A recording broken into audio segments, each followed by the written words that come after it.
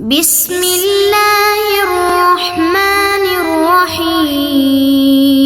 السلام علیکم ورحمۃ اللہ۔ معزز طلبہ، اللہ تعالیٰ سے امید ہے کہ آپ سب خیر و عافیت سے ہوں گے۔ سبق نمبر 182 اور باب الحج عن الغیر ہم شروع کر رہے ہیں کہ دوسرے کی طرف سے حج یا عمرہ کرنا، اس کے حکم سے یا اس کے حکم کے بغیر۔ تو اس سبق کو ہم یہاں سے شروع کرتے ہیں۔ اگلے سبق کے اندر بھی انشاءاللہ اسی سے متعلق گفتگو ہوگی، اور اس میں ہم ایصال ثواب سے متعلق جو اہل سنت والجماعت کا مذہب ہے اس کو ذکر کریں گے، اور اس کے بعد پھر ہم انشاءاللہ دوسرے کی طرف سے حج کے مسائل کو ڈسکس کریں گے۔ باب الحج عن الغیر۔ الاصل فی هذا الباب، اس باب میں پہلے تو جتنا بھی کتاب الحج میں ذکر ہوا وہ خود بذات خود حج کرنے سے متعلق احکامات تھے، اور ابھی جو احکامات شروع فرما رہے ہیں یہ دوسروں کے ذریعے سے اپنا حج کروانا اور دوسرے کو نائب بنانا حج کے اندر، اور دوسرے کی طرف سے اگلے بندے کا حج کرنا، اس کے مسائل شروع ہو گئے ہیں۔ الاصل فی هذا الباب، اس باب کے اندر جو اصول ہے فقہی وہ یہ ہے کہ ان الانسان لہو ان یجعل ثواب عملہ لغیرہ۔ ایصال ثواب سے متعلق صاحب ہدایہ ذرا تشریح فرمائیں گے۔ فرماتے ہیں کہ انسان کے یہ اختیار میں ہے کہ وہ اپنے عمل کا ثواب کسی کو پہنچائے، کسی دوسرے کو اس کا ثواب پہنچائے، چاہے وہ زندہ ہو یا مردہ ہو۔ صلاۃً او صوماً او صدقۃً او غیرہ عند اہل السنت والجماعت، اہل سنت والجماعت کے نزدیک یہ بالاتفاق ایصال ثواب یعنی نماز کا، روزے کا، یعنی نفلی صدقات ہوں، مالی صدقات ہوں یا عبادات ہوں، ان کا ثواب پہنچایا جا سکتا ہے۔ اہل سنت والجماعت سے مراد احناف ہیں اس وقت یہاں پر، چونکہ امام مالک اور امام شافعی رحمہ اللہ بدنی عبادت کے ایصال ثواب کے قائل نہیں ہیں۔ وہ فرماتے ہیں مالی عبادت کا ثواب تو پہنچایا جا سکتا ہے، لیکن بدنی عبادت کا یعنی نماز کا اور روزے کا ثواب پہنچانا یہ درست نہیں، اور نہ ہی وہ ایصال ثواب ہوتا ہے۔ چونکہ اپنے اپنے دلائل ہیں، تفصیل میں ہم نہیں جائیں گے، ہم فوکس کریں گے حج عن الغیر کے اوپر ہی۔ معتزلہ فرقہ، ان کے نزدیک ایصال ثواب چاہے جس عبادت کا بھی ہو جائز نہیں ہے۔ ان کی دلیل یہ ہے کہ وَأَن لَيْسَ لِلْإِنسَانِ إِلَّا مَا سَعَى، کہ انسان کے لیے کچھ بھی نہیں ہے جو کچھ اس نے خود کوشش کی، یہ آیت ہے ان کی۔ تو اس سے وہ بتاتے ہیں کہ بھئی ایصال ثواب تو پھر نہیں کر سکتے، ہر انسان کو وہی ملے گا جو اس کی اپنا عمل ہے۔ لیکن جو احناف ہیں اور بقیہ جو اہل سنت والجماعت ہیں سارے کے سارے ایک طرف، اور معتزلہ دوسری طرف جو کسی بھی ایصال ثواب کے قائل نہیں ہیں، ان کو جواب تو ایک یہ روایت ہے کہ انہ ضحی بکبشین املحین، رسول اللہ صلی اللہ علیہ وسلم نے 2 مینڈے جو چتکبرے تھے، سفیدی اور سیاہی ان کے اندر ان کے اوپر تھی، تو ان کو ذبح کیا، احدہما عن نفسہ، ایک کو اپنی طرف سے، والآخر عن امتہ ممن اقر بوحدانیت اللہ تعالی شہید لہ بالبلاغ، اور دوسرا مینڈا اپنی امت میں سے ہر اس شخص کے لیے جو اللہ تعالیٰ کی وحدانیت کا اقرار کرے اور اس کے یعنی حضور صلی اللہ علیہ وسلم کے لیے دین کو پہنچانے کی گواہی دے کہ آپ صلی اللہ علیہ وسلم نے دین کو پہنچا دیا ہے۔ تو اس سے پتہ چلتا ہے کہ ایصال ثواب ہو سکتا ہے جس طرح رسول اللہ صلی اللہ علیہ وسلم نے اپنی امت کی طرف سے کیا ہے۔ یہ مسئلہ یہاں پر یہ ہو گیا۔ اور دوسرا یہ کہ وَأَن لَيْسَ لِلْإِنسَانِ إِلَّا مَا سَعَى کا جواب احناف کی طرف سے اور اہل سنت والجماعت کی طرف سے معتزلہ کو یہ دیا جاتا ہے کہ وَأَن لَيْسَ لِلْإِنسَانِ إِلَّا مَا سَعَى کے اندر سعی ایمانی مراد ہے کہ جس نے ایمان کی سعی کی تو وہ اسی کے لیے ہوگی، اس کا ایمان کسی دوسرے کے لیے معتبر نہیں ہوگا، نہ ہی اس کی وجہ سے کسی دوسرے کو فائدہ پہنچے گا۔ تو یہ سعی ایمانی مراد ہے۔ اور دوسرا احناف کے پاس یہ بھی ایک جواب ہے کہ اللہ تعالیٰ نے سورہ مومن کے اندر فرمایا کہ یستغفرون الذين يحملون العرش ومن حوله يسبحون بحمد ربهم يستغفرون للذين آمنوا کی رحمت کی دعائیں کرتے ہیں عرش کو اٹھانے والے فرشتے مومنین کے لیے، اور ان اللہ وملائکته يصلون علی النبی یا ایھا الذین آمنوا صلوا علیہ وسلموا تسلیما، کہ تم بھی رسول اللہ صلی اللہ علیہ وسلم پر درود بھیجو، یعنی اپنا جو عمل ہے اس کو رسول اللہ صلی اللہ علیہ وسلم کی طرف پہنچاؤ۔ تو دیکھو اس سے بھی اثار ثواب ثابت ہے۔ تو بہرحال یہ کچھ مختصر گفتگو اس سے متعلق ہوگی کیونکہ یہ اس باب سے ریلیٹڈ ہے۔ جعل تضحیۃ احدی الشاتین لامتی، دیکھیں رسول اللہ صلی اللہ علیہ وسلم نے دو بکریوں میں سے یعنی 2 مینڈوں میں سے ایک کی قربانی اپنی امت کے لیے کی ہے اور اس کا ثواب امت کے لیے امت کو پہنچانے کی کوشش کی ہے۔ آگے والعبادات انواع، عبادات کی اقسام بیان کرنے کا مقصد یہ ہوگا کہ کون کون سی عبادات وہ ہیں کہ جن کو انسان خود کرے گا تو ذمہ داری سے عہدہ برا ہوگا، اور کون سی وہ ہیں کہ جن کے اندر وہ اپنا نائب بھی مجبوری کے وقت میں بنا سکتا ہے اور بغیر مجبوری کی بھی کبھی کبھار بنا سکتا ہے۔ تو یہ مقصود ہے یہاں پر ان عبادات کی اقسام بیان کرنے کا۔ فرماتے ہیں والعبادات انواع مالیۃ محضۃ، عبادات کی چند قسمیں ہیں۔ نمبر 1 عبادات مالیہ اور محضہ، یعنی صرف عبادات مالیہ ہے، اس کے اندر بدنی یا کوئی اور عبادت نہیں ہے، جیسے کہ زکوٰۃ صرف عبادت مالی ہے۔ بدنیۃ محضہ، اور صرف بدنی عبادت جیسے کہ نماز ہے، روزہ ہے۔ اور تیسری قسم ہے وہ مرکبۃ منہما، دونوں سے مرکب، یعنی مالی بھی اور بدنی دونوں سے مل کر عبادت بنی ہوئی ہے، کل حج، جیسے کہ حج ہے بدنی مشقت بھی اس کے اندر ہے اور ساتھ مال بھی خرچ ہوتا ہے۔ اب کس عبادت کی طرف سے نیابت ہو سکتی ہے؟ تو فرماتے ہیں کہ وَالنِّیَابَةُ تَجْرِی فِی النَّوْعِ الْأَوَّلِ فِی حَالَتَیِ الْاِخْتِیَارِ وَالضُّرُورَةِ، فرماتے ہیں کہ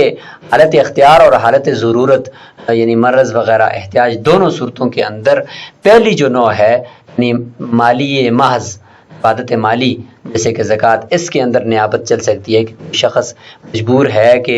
خود جا کر فقیر تک زکوٰۃ نہیں دے سکتا تو وہ کسی کو دیتا ہے کہ تم جا کر میری طرف سے یہ زکوٰۃ فلاں شخص کو دے دو، یا یہ کہ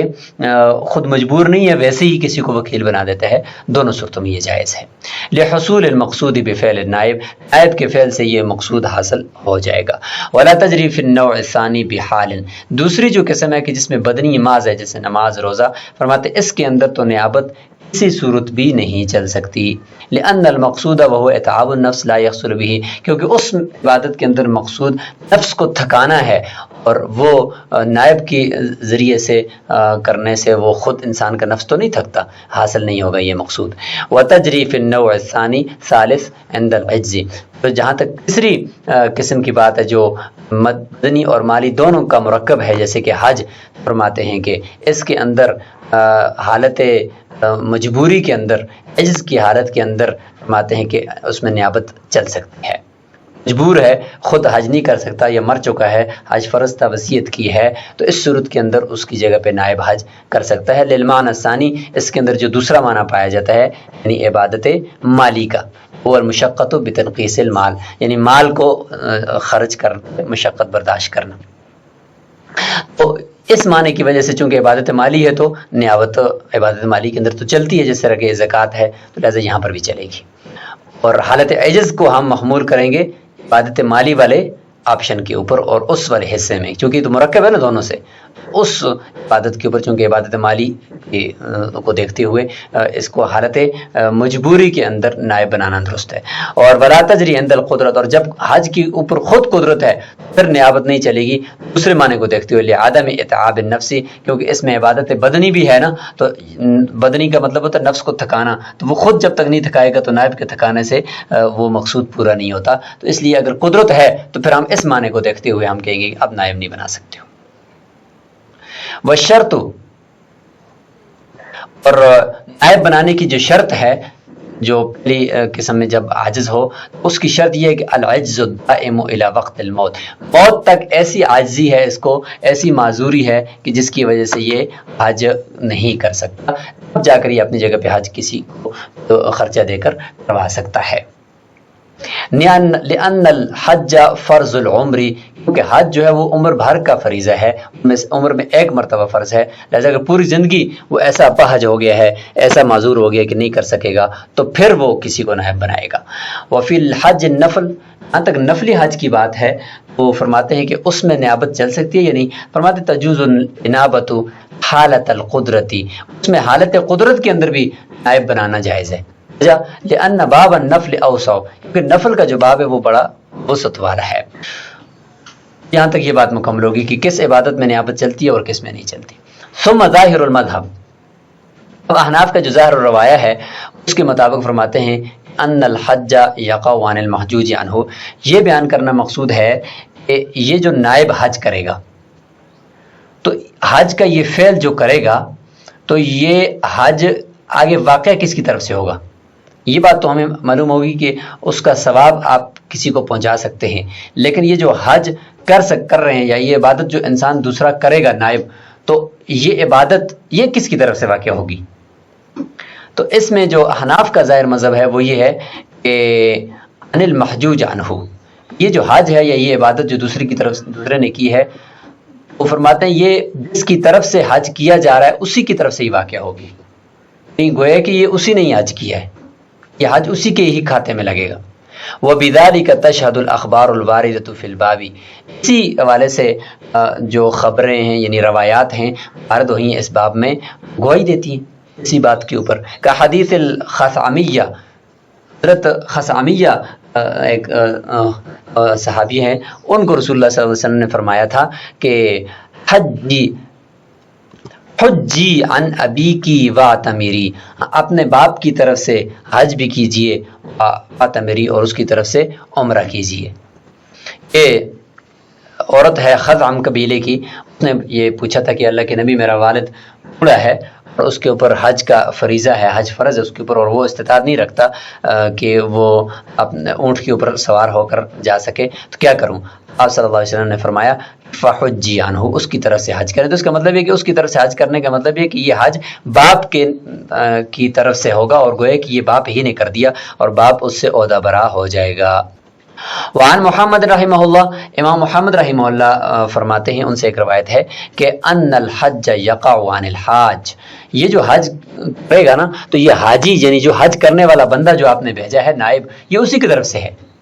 یہ حج اسی کی طرف سے، صرف ثواب آپ کو پہنچے گا خرچہ کرنے کا۔ وللعامر ثواب النفقہ، جس نے حکم دیا ہے حج کرنے کا اس کو صرف اس کے خرچے کا ثواب ملے گا جو اس نے اپنے نائب کو خرچہ دیا ہے۔ لأنہ عبادت بدنیہ، امام محمد رحمہ اللہ کی طرف سے علت بیان کی جا رہی ہے کہ یہ عبادت بدنیہ بھی تو ہے حج۔ عند العجز اقیم الانفاق مقامہ، ہاں جب عاجز ہو گیا انسان پھر اس خرچ کو، یہ جو اس نے خرچ کیا ہے دوسرے حاجی کو دے کر بھیجا ہے، تو یہ خرچ قائم مقام ہو جائے گا اس عبادت کے یعنی حج کے، یعنی حج جو کیا ہے وہ تو اسی کا ہوگا جس نے کیا ہے، لیکن جب یہ عاجز آ گیا حج کرنے سے بھیجنے والا عامر، تو اس کا خرچ کیا ہوا وہ نفقہ وہ اس کے حج میں لگے گا، یہ مطلب ہے اس کا۔ کالفدیۃ فی باب الصوم، جس طریقے سے روزے کے باب میں فدیہ ہوتا ہے کہ روزہ نہیں رکھ سکتا تو فدیہ وہ مال اس کا دیا ہوا خرچ کیا ہوا وہ روزے کے قائم مقام ہو جاتا ہے، تو یہاں پر بھی وہ حج تو جو کرنے والا نائب ہوگا اسی کی ہوگا، اس کا جو خرچہ ہے وہ اس کے حج کے قائم مقام ہو جائے گا۔ یہ امام محمد رحمہ اللہ فرماتے ہیں۔ من امرہ رجلان ان یحج عن کل واحد منہما حجۃ، اب ایک یہاں سے مسائل باقاعدہ شروع فرما رہے ہیں، اس میں سب سے پہلا مسئلہ یہ ہے کہ دو آدمیوں نے ایک آدمی کو حکم دیا ہے، ہر ایک نے الگ الگ حکم دیا ہے کہ ایک نے بھی کہا کہ میری طرف سے جا کر تم حج کرو، دوسرے نے بھی کہا کہ تم میری طرف سے جا کر حج کرو، دو آدمیوں کی طرف سے اب وہ سفر کر کے جا رہا ہے، دونوں نے اس کو خرچ بھی دے دیا حج کا، سفر کا خرچہ بھی دے دیا، یہ چلا گیا۔ فأحل بحجۃ عنہما، اس نے جا کر دونوں کی طرف سے احرام باندھ دیا، یہ دونوں زید اور عمر دونوں کی طرف سے باندھ رہا ہو۔ فہی عن الحاج، فرماتے ہیں یہ حج جو ہے صرف اس خود حج کرنے والا ہے اسی کی طرف سے ہوگا، اس حاجی کی طرف سے ہوگا، اور ان دونوں کی طرف سے یہ حج نہیں ہوگا۔ وَيَضْمَنُ النَّفَقَ، یہ پھر نفقے کا ضامن ہوگا، اگر ایک کا نفقہ خرچ کیا ہے اسی کا نفقہ اس کو دے گا، دوسرے کا اگر نہیں کیا تو اس کا واپس لوٹائے گا۔ لِأَنَّ الْحَجَّ يَقَعُ عَنِ الْآمِرِ، اس عبارت کو ذرا سمجھیں، ورنہ ظاہری طور پر تو یہ عبارت دلیل نہیں بن سکتی، کیونکہ پیچھے فرمایا کہ یہ حج یعنی حج کرنے والے کی طرف سے یہ ہوگا کیونکہ اس نے مخالفت کی ہے، اور آگے فرماتے ہیں کہ اس لیے کہ حج واقع ہوگا عامر کی طرف سے، حکم دینے والے کی طرف سے، تو بظاہر تو یہ جو دلیل ہے اور یہ جو مدلول ہے اس کے درمیان مطابقت نہیں ہے، لیکن یہاں پر عبارت کو اگر آپ محذوف مانیں تو پھر یہ بن سکتا ہے، وہ اس طریقے سے کہ یہاں پر یہ کہیں کہ یہاں پر چونکہ مخالفت کی ہے اس حاجی نے جس کو حکم دیا تھا مامور نے، تو جب دونوں کے حکم کی مخالفت کی ہے تو مخالفت کی وجہ سے اب یہ حج اسی کی طرف سے ہوگا، عامر کی طرف سے نہیں ہوگا۔ اگر یہ موافقت کرتا، اگر یہ ان کے حکم کی موافقت کرتا تو اس صورت میں یہ حج پھر عامر کی طرف سے ہوتا، جس نے حکم دیا اسی کی طرف سے ہوتا نا، تو اسی کی طرف سے ہوتا، تو پھر اس صورت کے اندر لا یخرج الحاج عن حجۃ الاسلام، یہ پھر خود حاجی، اس کی دلیل یہ ہوتی کہ یہ حج ہوتا حکم دینے والوں کی طرف سے، اور یہ جو حاجی ہے یعنی مامور، یہ اپنے جو فرض حج ہے اس کے اوپر اس سے عہدہ برا نہ ہو سکتا، ذمہ داری سے نہ نکلتا، کیونکہ اس نے موافقت کر دی ان کے امر کی، تو اس صورت کے اندر وہ حج ان کا ہوتا۔ تو یہ دلیل اس وقت بنتی ہے کہ جب یہ موافقت کرتا، لیکن کیونکہ اب اس نے کر لیا مخالفت، جب مخالفت کر دی تو پھر اس جگہ پہ عبارت کا مطلب ہوگا کہ یہاں پر امر کی جگہ پہ مامور ذکر کرنا پڑے گا، نہیں یہاں پر عبارت پھر اس طرح ہوگی کہ یہاں پر مامور ہو اور ادھر پھر ہوگا عامر،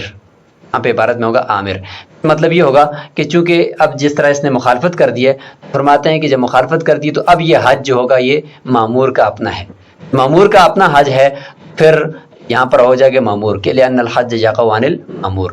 آگے ہوگا حتی لا یخرج العامر عن حجۃ الاسلام، دلیل اس کی یہ ہے کہ حکم دینے والا وہ اپنے فرض حج سے نہیں نکلے گا، کیونکہ اس وقت میں چونکہ مخالفت کرنے کی وجہ سے مامور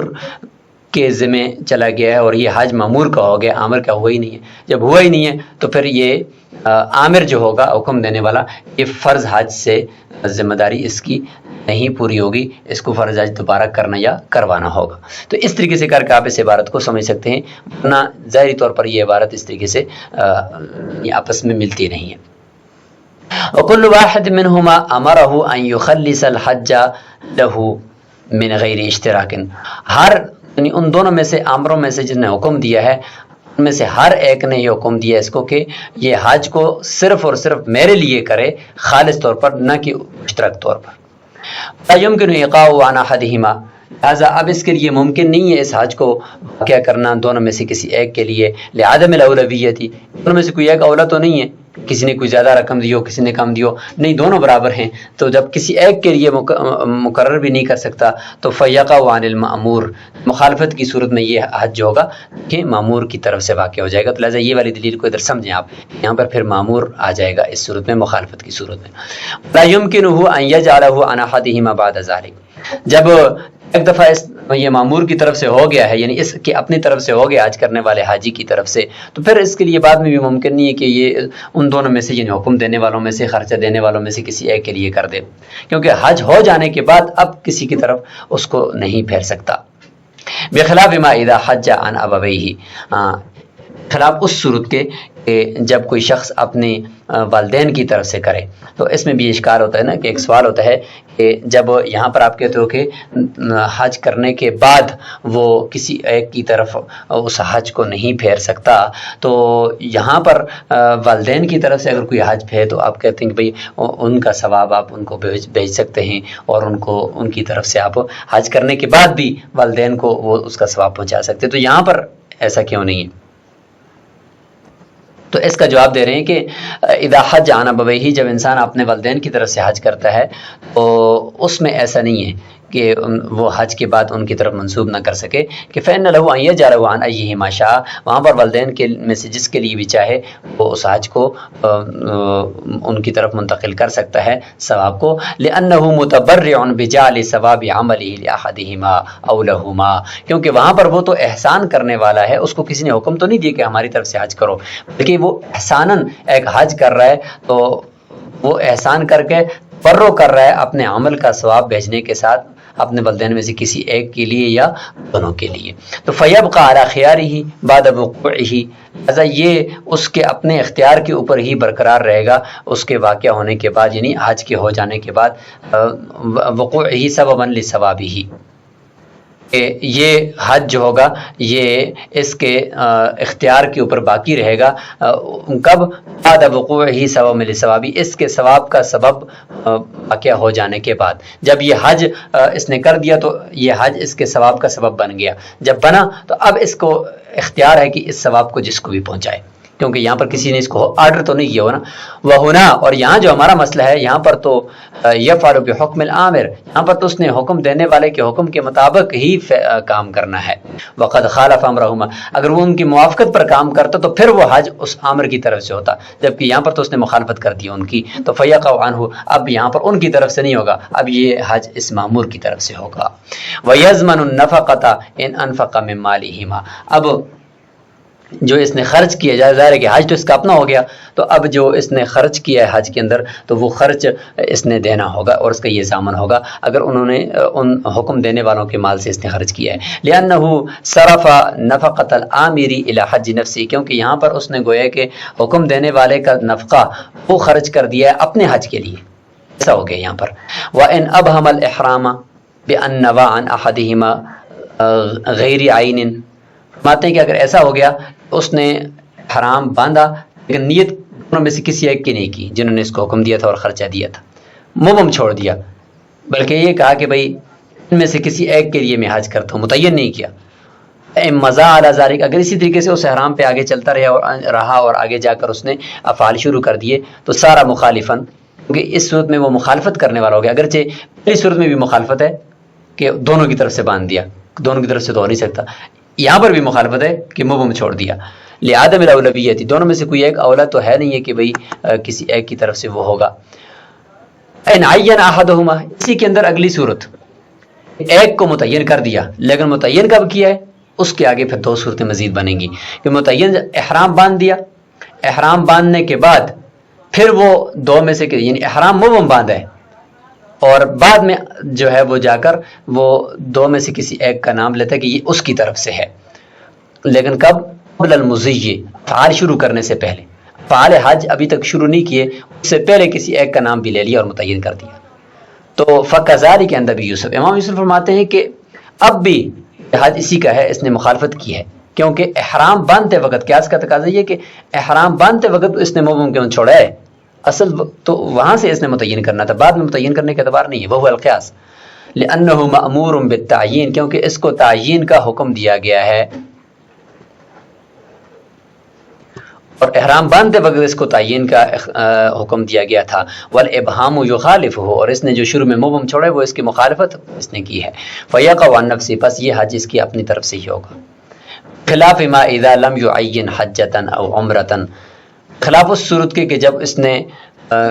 یہی متعین نہیں کیا کہ میں حج کر رہا ہوں یا عمرہ کر رہا ہوں۔ دو باتیں ہیں، ایک ہے کہ میں کیا کر رہا ہوں، اس کو کہتے ہیں کہ متعین کرنا حج یا عمرے میں سے کوئی ایک، اور ایک ہے کہ میں کس کے لیے کر رہا ہوں، یہ ہے من لہ الحق، کہ جس کا حق ہے اس کے لیے اس کو متعین کرنا۔ تو یہاں پر دو باتیں ہیں، تو شروع میں جو تھا کہ اس نے احرام کو مبہم چھوڑ دیا، وہ تھا کہ کسی ایک کے لیے، کس کے لیے کر رہا ہوں یہ متعین نہیں کیا، اور یہاں پر جو بخلاف سے بات کر رہے ہیں یہ ہے کہ میں کیا کر رہا ہوں یہ مبہم چھوڑا ہوا ہے۔ فرماتے ہیں اگر اس نے کیا کر رہا ہوں اس بات کو مبہم چھوڑا ہے تو اس کا تو ازالہ ہو سکتا ہے، لیکن کس کے لیے کر رہا ہوں اس کو اگر مبہم چھوڑ دیا تو اس کا ازالہ نہیں ہو سکتا امام ابو یوسف رحمہ اللہ کے نزدیک۔ بخلاف ما اذا لم يعین، بخلاف اس کے کہ وہ متعین ہی نہ کرے کہ میں کیا کر رہا ہوں، حجتن او عمرتن، عمرہ یا حج میں سے کسی ایک کو متعین نہ کرے، تو حیث کان له ان يعین ما شاء، اس کے لیے اختیار ہے کہ احرام باندھنے کے بعد احرام میں اس نے متعین نہیں کیا کہ میں حج کر رہا ہوں یا عمرہ کر رہا ہوں، بعد میں بھی اس کو متعین کر سکتا ہے۔ لان الملتزم هناك مجهول، کیونکہ وہاں پر جس چیز کا وہ التزام کر رہا ہے حج یا عمرے کا وہ مجہول ہے، وہاں پر وہ چیز مجہول ہے کہ کیا کر رہا ہوں، تو بس اس کا تعین کرے گا۔ لیکن وہاں ہونا ہمارا جو مسئلہ ہے یہاں پر المجہول من له الحق، یہاں پر مجہول وہ شخص ہے جس کا حق ہے، یہاں پر من له الحق مجہول ہے یہاں پر، لہٰذا من له الحق جب مجہول ہے تو فرق ہو گیا دونوں کے درمیان میں۔ قیاس کا تقاضا یہ ہے کہ من له الحق کو شروع سے ہی معلوم متعین کرنا تھا کہ کس کے لیے کر رہا ہوں، اور جہاں پر جو مسئلہ ہے خلاف کی بات کا یہاں پر تو یہ کہ کیا کر رہا ہوں، جو لازم جس کو پکڑنا ہے حج یا عمرہ وہ مجہول ہے، اس کو متعین کرنے میں کوئی حرج نہیں ہے، لیکن من له الحق متعین کرنا بعد میں جائز نہیں ہے، پہلے ہی کرنا تھا۔ وجہ الاستحسان، استحسان کی وجہ بتا رہے ہیں کہ اگر وہ حرام تو مبہم باندھا لیکن بعد میں یعنی اس حوالے سے مبہم کہ من له الحق کا تعین نہیں کیا کہ کس کے لیے یا کس کی طرف سے میں کر رہا ہوں، تو پھر بعد میں افعال شروع کرنے سے پہلے اس نے متعین کر دیا تو درست ہو جائے گا۔ یہ طرفین کا مسلک ہے اور یہی استحسان بھی ہے۔ ہم یوسف اللہ کا تو کلیئر ہو گیا کہ نہیں، پھر بھی یہ مخالفت کرنے والا ہے، لیکن طرفین فرماتے ہیں کہ نا اس میں استحسان یہ ہوگا کہ یہ جس کا تعین کیا اسی کی طرف سے ہو جائے گا۔ دلیل دیتے ہیں کہ ان الاحرام شرع وسیلۃ الی الافعال لا مقصودا بنفسہ، احرام تو ایک وسیلے کے طور پر مشروع کیا گیا ہے افعال کی طرف، ایک وسیلہ ہے کہ احرام باندھو گے تو تب افعال کرو گے ورنہ نہیں کر سکتے، خود بذات خود یہ احرام مقصود تو نہیں ہے، مقصود نہیں ہے۔ تو فرماتے ہیں کہ والمبہم یصلح وسیلۃ بواسطۃ التعیین، فرماتے ہیں کہ جو مبہم ہے وہ وسیلہ بن سکتا ہے تعین کے واسطے سے، گویا کہ چونکہ احرام جو ہے وہ ایک شرط کے درجے میں ہے، احرام ایک شرط ہے اور شرط اگرچہ مبہم بھی ہو تو وہ وسیلہ بن سکتی ہے، تو فرماتے ہیں کہ والمبہم یصلح وسیلۃ، مبہم شرط ہو وہ وسیلہ بن سکتی ہے بواسطۃ تعین، کہ بعد میں جب مشروط کے آنے سے پہلے اس کا تعین اگر آپ کر لیتے ہو تو اس شرط کے ساتھ وہ وسیلہ بن جائے گی